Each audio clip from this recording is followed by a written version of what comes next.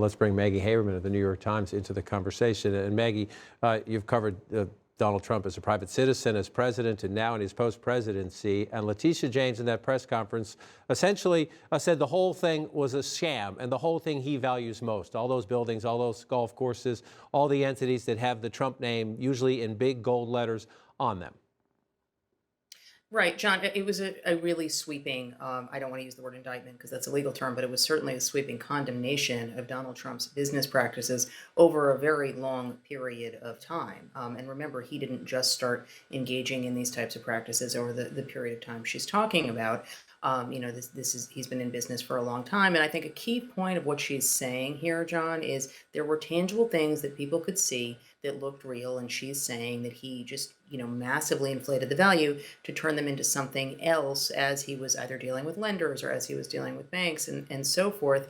This is going to drag out for a while, John. This is a civil suit. She is making a criminal referral, I believe, and then it's going to be up to others to decide what they're going to do with this. There was a question at that press conference of, the IRS has had access to the same information. They haven't done anything. We'll see where that goes. But the civil penalty here that she's talking about imposing, the dollars are massive, and what she's talking about as a potential impact of taking away their business certificates is massive as well. Right, and she's essentially saying she wants to hamstring his ability, the family's ability to do anything with those properties, especially those in New York State, until this is resolved, which is a giant, essentially a straitjacket around the Trump organization.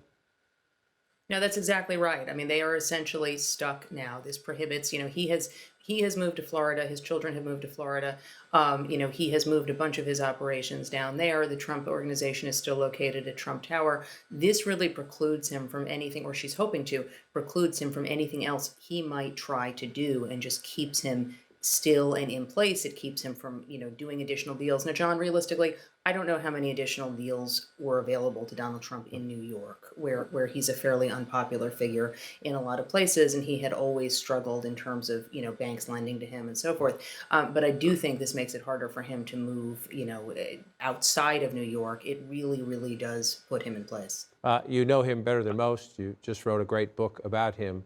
How does Donald Trump take this news? There are many different investigations of Donald Trump. He calls them all witch hunts. This one goes, again, for nearly 300 pages through his Cherish Trump organization and says he's a liar, he's a cheat, and worse. How does he take this?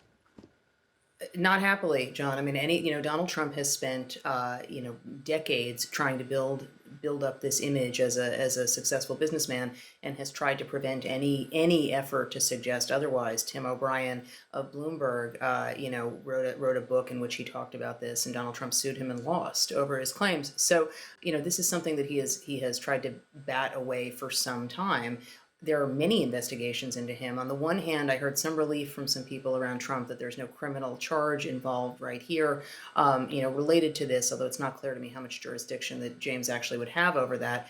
But they recognize that this goes to Trump's self-image and Trump's projected image, and this one's going to sting in ways that investigations related to his presidency, frankly, John, just don't bother him as much. All right, that's an excellent point. Maggie Haberman, appreciate the valuable insights. Let's bring the conversation in the room here in Washington and talk about this with our reporters and our legal analysts. CNN's Dana Bash is here. CNN's Jeremy Diamond as well. Tia Mitchell of the Atlanta Journal-Constitution and the former federal prosecutor, Shan Ryu. Counselor, let me start with you. This is a civil case. Right. But the Attorney General at the same time says she is going to essentially make criminal referrals or send information on to the Southern District of New York and to the Internal Revenue Service. She is alleging, not in this suit because it's a civil suit, but she's saying she also has the evidence of crimes.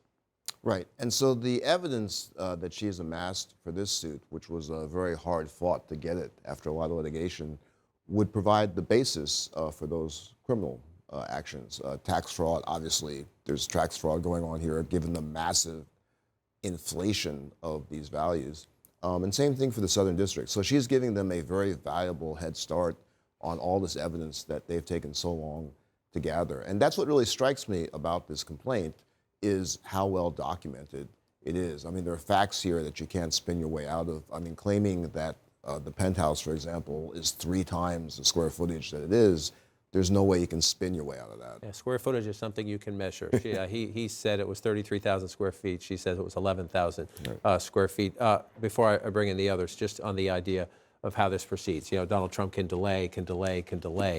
In terms of a civil suit like this, does it matter? In a criminal trial, you have every right, every American citizen, whether you're rich or poor, has the right to invoke their Fifth Amendment right against self-incrimination. She made the point of noting that Donald Trump repeatedly took the Fifth in his deposition as part of her investigation.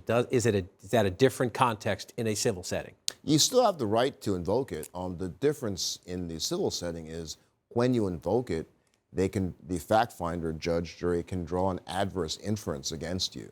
So it's kind of interesting the timing of who invoked it when. Early on, people did invoke it a lot, and then I believe 2 of the children, including Ivanka, did not invoke it. But the main difference is you can draw an adverse inference in civil actions, but in criminal cases, you can't do that. And if you listen to her, Dana Bash, if you listen to Attorney General Letitia James, it's the Trump family, but she was describing an organization that sounds like an organized crime family. She says that he directed all of this, that he met with Mr. Weisselberg every year to sign off and to look at and review the financial statements, but that his children, 2 sons and a daughter, were all part of it. No question about it. And you and Maggie were just talking about that all of this goes to the heart of who he is, even more so than his political ambitions, his political history. Having said that, the way that that Letitia James described the alleged misconduct is very much in keeping with and intended to, I think, break the spell of who his supporters believe he is. She said that this is proof that there shouldn't be 2 kinds of justice. There shouldn't be 2 kinds of America, basically, one for the elite and one for everyday Americans, that he was trying to the words she used were scheme and conspiracy, build those things in order to get away with things like the elite do. His whole political campaign, his whole presidency, and we expect likely 2024 will be, I'm for the little guy. And they look at him as somebody who sort of plays in the elite pond, but actually is more for the worker. The language that she used to describe this 250-page legal document was clearly intended to disrupt that. I mean, unclear if she can, but it was very noteworthy how she decided to explain it. Right, and you covered Trump for a long time, Jeremy. As you jump in, I just want to go back to this as a statement from Alina Habba, one of Trump's attorneys, and his son, Donald Trump Jr., is echoing these same points on Twitter. Today's filing is neither focused on the facts nor the law, rather solely focused on advancing Attorney General's political agenda. This is a familiar playbook from the Trump organization. Say it's all political, it's all Democrats out to get him, not addressing the facts. Yeah, I mean, it was to be expected, right? And I think Dana's point is spot on, because when I think back to Trump in 2016 and in 2020 as well, he would actually point out that he knew that people like him who were wealthy played by a different set of rules. And he promised to change some of those things. Of course, during his presidency, he actually did nothing to actually try and address differences in taxes, for example, some of the loopholes that he vowed to close that he never actually acted on. And here it's just kind of revealing that Donald Trump not only knew about this separate set of rules, but that he also played by that separate set of rules. And that is ultimately the story of Donald Trump's rise in business and in politics, is constantly playing by a different set of rules. We are seeing here 10 years of inflation and false statements of the valuations of these properties, but it is only now that Trump is finally perhaps getting investigated. Perhaps there's going to be a measure of justice for playing by a different set of rules. And when you look at the number of investigations that Trump faces, all of them go to this very same idea that Donald Trump, for years, has thought that he was above the law, and perhaps he is finally facing some kind of... And one of the things, if you read through this, there's just a lot of detailed inside information about the business and the numbers used by the Trump organization, stuff he has tried to keep out of the public domain for quite some time.